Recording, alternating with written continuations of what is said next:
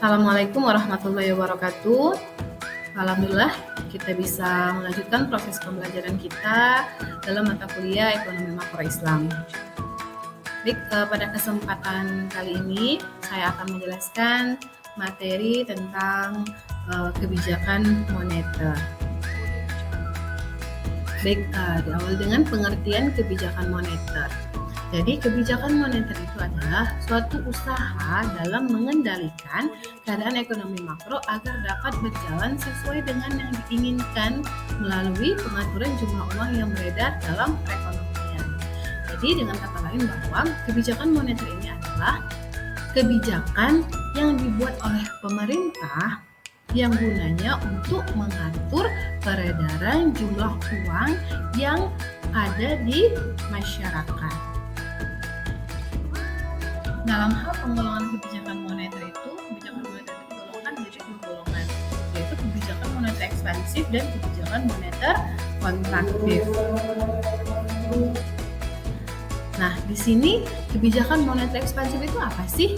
Jadi, kebijakan moneter ekspansif itu adalah suatu kebijakan dalam rangka menambah jumlah uang yang beredar. Jadi, kebijakan ini dilakukan untuk mengatasi pengangguran dan meningkatkan daya beli masyarakat.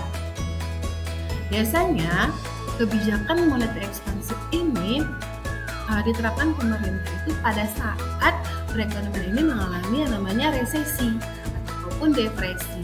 Jadi resesi itu sendiri adalah suatu keadaan yang dimana daya beli masyarakat itu semakin turun, semakin menurun. Yang kedua itu adalah kebijakan moneter kontraktif, yang dimana kebijakan moneter ini adalah kebijakan dalam rangka mengurangi jumlah uang yang beredar. Jadi kalau ekspansif tadi adalah menambah jumlah uang yang beredar, sedangkan kontraktif ini adalah mengurangi jumlah uang yang beredar. Kebijakan ini dilakukan pada saat perekonomian mengalami inflasi. Sedangkan inflasi itu sendiri adalah suatu keadaan dalam suatu negara yang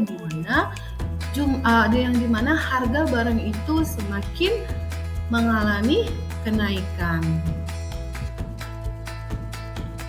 Baik, nah di sini tujuan apa sih kira-kira tujuan dari kebijakan moneter itu sendiri?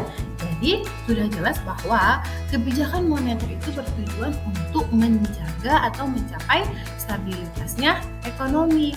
Nah, bagaimana sih kita bisa mengetahui kalau misalnya stabilitas ekonomi itu sudah tercapai, gitu kan? Nah, bagaimana kita bisa mengukurnya? Baik, di sini ada 4 pengukuran stabilitas ekonomi, yaitu dengan kesempatan kerja, terus kestabilan harga, terus distribusi likuiditas, dan neraca perdagangan. Dilihat di kesempatan kerja bahwa semakin besar gairah untuk berusaha, maka akan mengakibatkan peningkatan produksi. Nah, di mana peningkatan produksi ini akan diikuti oleh kebutuhan tenaga kerja. Nah, hal ini akan terjadinya peningkatan kesempatan kerja dan kesejahteraan pegawai.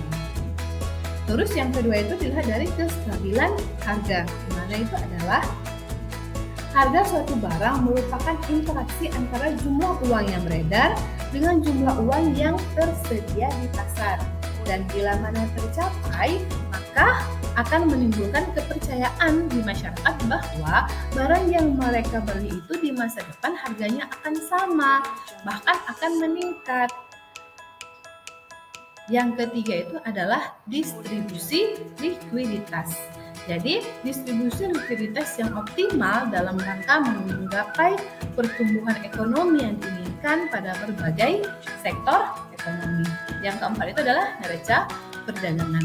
Jadi, kita harus memperbaiki neraca perdagangan kita dengan cara itu adalah meningkatkan ekspor dan mengurangi impor dari luar negeri ke dalam negeri. Jadi harusnya kita itu adalah meningkatkan ekspor dari dalam negeri ke luar negeri.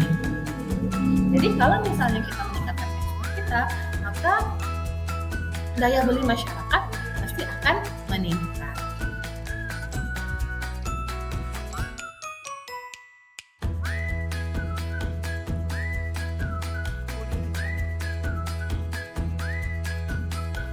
Demikianlah pengantar penjelasan kebijakan moneter dari saya. Kepada teman-teman, terima kasih atas partisipasi dan antusiasnya. Saya akhiri, wabillahi taufiq wal hidayah. Wassalamualaikum warahmatullahi wabarakatuh.